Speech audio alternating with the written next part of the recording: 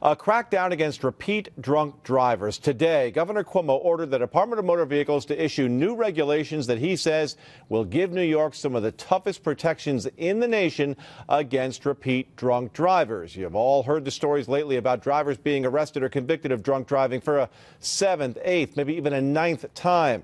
The state says it's getting those drivers off the road now for good. This all goes into effect as of today.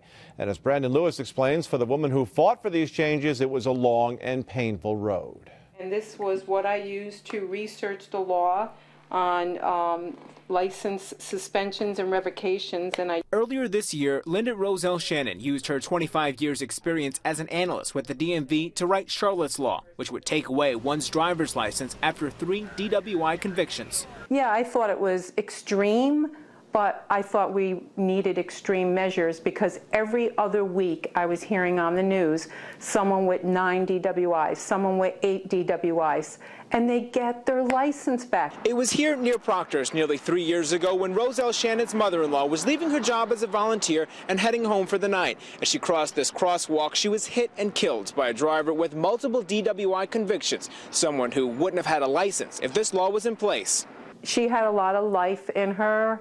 And, you know, despite reports that she was an elderly woman by age, she was very active and in no way expected that to be her last day on earth. Ultimately, Charlotte's Law died on the Senate floor but found new life from Governor Cuomo. The new initiative takes parts from the law, such as permanently revoking the license for persistent drunk and dangerous drivers. I started to cry because even though I read the governor's proclamation that went out and I didn't see the name Charlotte's Law, I still felt a victory for my mom and for everyone who had lost someone to a drunk or dangerous driver. The governor's office estimates some 20,000 drivers will have their license permanently revoked or delayed this year alone from the new regulations.